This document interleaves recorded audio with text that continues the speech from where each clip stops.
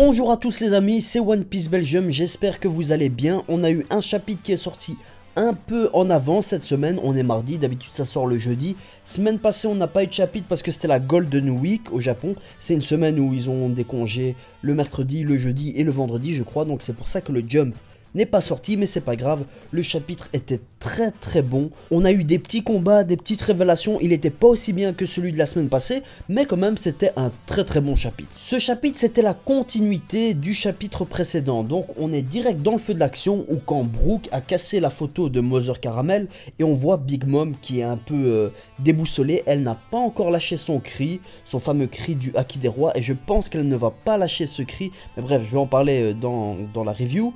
Mais enfin voilà, c'était la continuité directe, ça tant mieux, j'ai kiffé que Oda ait fait ça. Et non, on a eu des petites parties, une partie sur César Clown dans le monde des miroirs. On a vu aussi Nami, Brook, Nami, Chopper et Carotte dans une petite case du chapitre. Mais tout le chapitre c'était essentiellement centré sur cette fameuse tea party. Et c'est un peu, vous savez, carrément le bordel dans cette tea party. Il y a plein de petits combats qui se sont faits. Sanji contre Daifuku, Pedro contre Oven. À la fin je pense qu'on se dirige vers un combat Capone, Jinbei et Pedro contre le badass Katakuri. En parlant de Katakuri, Capone a dit qu'il est vraiment blanc, en mode il a vu un futur vraiment très dramatique, un futur vraiment catastrophique.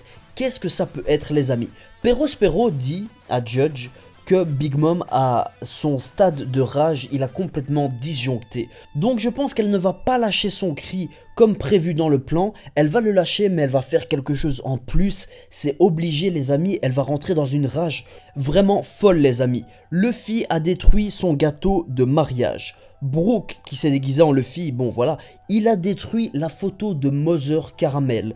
Pudding n'a pas tué Sanji. Bref, rien ne se passe comme prévu. Et là, Big Mom, dans ce chapitre, on a vraiment vu qu'elle a des yeux en mode... elle va péter vraiment un câble. Je pense que ce chapitre, c'est vraiment le calme avant la tempête pour Big Mom. Parce qu'elle est complètement déboussolée.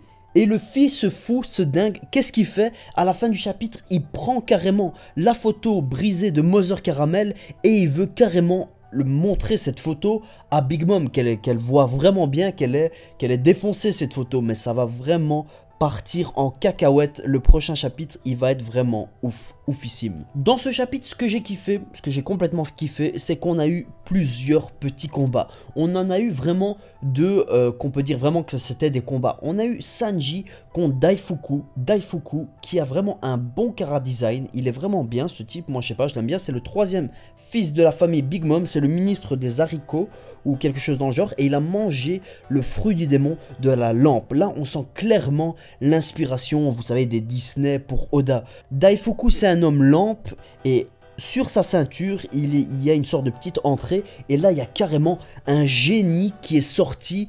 Un génie, mais pas n'importe quel génie, pas le génie d'Aladin, non, un génie en mode acquis de l'armement. Enfin, je sais pas si c'est de l'acquis de l'armement, normalement oui, parce que quand Oda fait ce genre de coloris dans le manga, c'est qu'il y a le acquis de l'armement dessus, et enfin voilà, il y est partout sur ce génie, et il était trop classe, trop badass. On sent l'inspiration Disney pour Aladdin, mais moi je pense aussi qu'il y a une petite inspiration pour JoJo's Bizarre Adventure, avec vous savez les stands, et peut-être aussi pour Magi. D'ailleurs, Daifuku a une technique qui s'appelle juste Magi, voilà. Magi en fait en japonais ça veut dire démon, si on se fie à la traduction. Mais enfin voilà, ce combat il était vraiment pas mal, enfin on n'en a pas trop vu, on a juste vu que le génie... D'ailleurs, il n'a pas été nommé, ça c'est dommage. Le génie a envoyé valser Sanji vraiment super loin. Je ne pense pas qu'on va voir d'autres scènes de ce combat. Peut-être au prochain chapitre sur quelques petites pages, mais vite fait je crois. Mais c'était quand même pas mal et dommage que Sanji a ramassé à la fin du combat. Mais enfin voilà. On voyait tous Sanji contre Katakuri. Mais enfin voilà, Katakuri c'est carrément le bras droit de Big Mom, c'est le type le plus puissant dans l'équipage de Big Mom, donc Sanji, Katakuri, on était un peu trop épais je trouve pour s'avancer sur ça, mais enfin voilà. J'ai parlé d'acquis de l'armement et tout avec le génie de Daifuku. Dans ce chapitre, j'ai kiffé. On a vu Jinbei, c'est juste une petite parenthèse. On a vu Jinbei pour la première fois. Mais c'était vraiment dans une petite case. Il faut vraiment bien prêter attention. D'habitude, dans les chapitres de One Piece, vous savez, faut scruter vraiment toutes les cases. Il y a chaque fois des petits détails et tout ça. Faut vraiment bien lire le chapitre. Et dans ce chapitre, on a vu carrément Jinbei utiliser pour la première fois le haki de l'armement sur ses poings. Quand il se battait contre un membre de l'équipage de Big Mom. Ça, c'était juste juste fou, j'ai totalement kiffé, mais bref, c'est juste une petite parenthèse. Second combat, on a eu Oven, le ministre du bien cuit. D'accord, pourquoi pas. On a eu ce ministre-là, ce quatrième fils de la famille Big Mom, contre Pedro. Oven a le fruit du démon de la chaleur. Juste ça, quoi. C'est vraiment trop stylé. Dans cet arc, Oda, il a vraiment introduit plein de nouveaux fruits du démon, plein de personnages, 2 primes plus hautes que 1 milliard, enfin non 2, il y a juste Cracker qui avait sa prime juste un peu en dessous de 1 milliard, enfin voilà, Oda dans cet arc, son imagination, vraiment il a fait ce qu'il voulait, les décors magnifiques avec tout ce qui est en lien avec les Disney, la nourriture et tout ça. D'ailleurs dans l'animé, il y a eu le premier chapitre, enfin le deuxième épisode plutôt, qui a été consacré à l'arc de Totland. Et on a l'introduction de Big Mom. Si vous ne l'avez pas déjà vu, je vous le conseille grandement. C'était juste magnifique. On sent vraiment l'inspiration Disney avec Big Mom qui est présentée comme vraiment une sorcière dans les méchants de Disney. C'était juste ouf. Il y a la doubleuse, la seiyuu de Big Mom qui a changé. Juste ça, mais bon, c'est pas très choquant parce qu'on n'a pas entendu beaucoup Big Mom dans l'animé. Mais enfin voilà, je sens que dans cet arc, l'animation, elle va vraiment être terrible. Dans l'épisode de ce dimanche, l'animation elle était juste ouf. Donc voilà, enfin bref, je me suis un peu égaré. Donc Oven, il a le fruit du démon de la chaleur. C'est vraiment un bon fruit du démon. Il se combat contre Pedro, mais ce combat, il a vraiment pas duré longtemps parce qu'on a vu à la fin du chapitre que Pedro, il est avec Jinbei et Capone et qui vont peut-être tous les trois se fight contre Katakuri. Ah oui, une autre petite parenthèse, au Japon, le tome 85 est sorti et il y a les SBS qui sont sortis. Vous savez, ce sont des questions que les lecteurs de One Piece posent à Oda et Oda y répond tout simplement. Et il y a eu quelques petites questions pas mal, notamment une, c'est un de mes abonnés qui m'a dit ça en message privé sur ma chaîne. Big up à toi, je sais plus comment tu t'appelais, mais enfin bref, big up. Il m'a montré que en fait Oda a répondu à la question comment elle fait pour avoir autant d'enfants. Et c'est très intéressant. Oda a répondu en fait Big Mom a 68 ans. Voilà. Et depuis qu'elle a une vingtaine d'années, depuis 48 ans en fait, elle donne naissance à des fils. Mais en fait elle a des portées, on va dire, bon ça fait très terme animalier et tout ça mais pas grave. Elle a des portées, on va dire des grossesses qui peuvent aller jusqu'à 10 enfants quoi. Je sais pas comment on appelle ça, voilà. Elle peut aller jusqu'à 10 enfants. Et par exemple, Opera, c'est un fils de Big Mom qui est issu de quintuplé. Il a 4 autres frères qui s'appellent Gaunter, Cadneza, enfin bref, des noms assez bizarres. Enfin, Oda a répondu à cette question. Pourquoi Big Mom a autant d'enfants et comment elle a fait? Voilà, c'est répondu. Je pensais qu'il allait répondre dans le manga, mais non, il a répondu ça dans un SBS.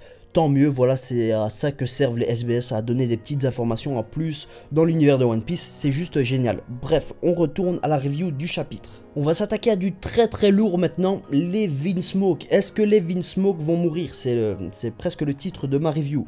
Franchement, ça sent la fin pour les Vinsmoke, ça sent la fin des Germa Double Six et que j'ai kiffé, enfin j'ai kiffé et en même temps j'ai pas tellement kiffé. La fameuse case où Judge pleure en mode Robin, je veux vivre. Enfin je sais pas si vous avez vu vite fait le rapport, mais bref, il y a vite fait de la ressemblance, mais c'est pas grave. Judge, qu'est-ce que tu nous fais là? Pourquoi tu chiales comme une fille? Mais c'est quoi ce truc?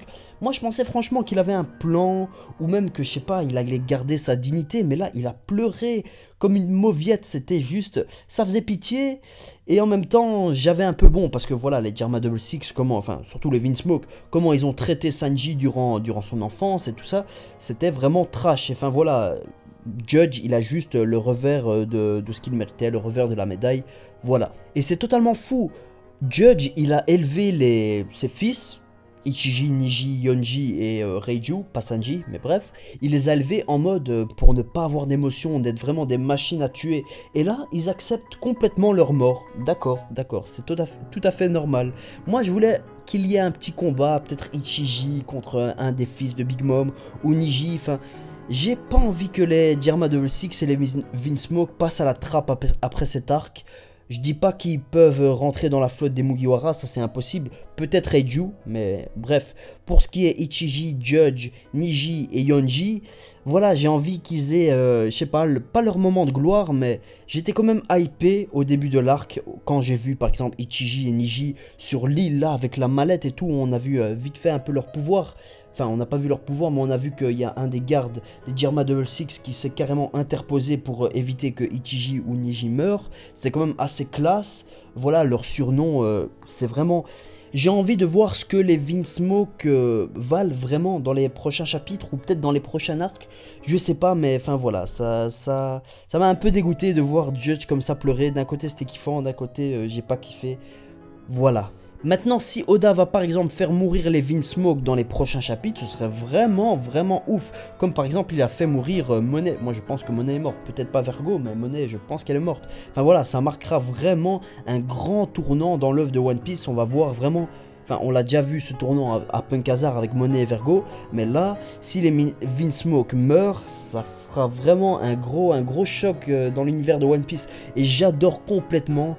Morgans, vous savez, l'oiseau, la mouette qui est responsable des journaux dans One Piece, qui à chaque fois qu'il y a une grande action, il dit « Oh, ça c'est vraiment une grande nouvelle ». On sent vraiment que après cet événement, après la Tea Party, vraiment tout le nouveau monde va être au courant des agissements des Mugiwara. Peut-être qu'il y aura une hausse des primes. D'ailleurs ça va être une théorie que je vais sortir bientôt. Les futures primes dans l'univers de One Piece, enfin juste pour les Mugiwara, ça va être totalement fou. Mais enfin voilà, c'était vraiment un très bon chapitre. On a eu un passage avec Pudding et Sanji. Ce passage j'ai bien aimé. On voit bien que Pudding, voilà, je pense pas que Pudding va devenir gentil ou quoi. On avait eu dans les précédents chapitres une phase de Pudding un peu en mode pleureuse et tout ça, mais là on voit vraiment qu'elle veut tuer Sanji, en mode elle avait son fusil et tout, elle allait le tuer, mais bon, Daifuku est venu et il y a eu un combat entre Sanji et Daifuku. Donc voilà, Pudding à voir ce qui va advenir d'elle, je ne sais pas du tout, mais on verra bien. Normalement semaine prochaine il y a un chapitre.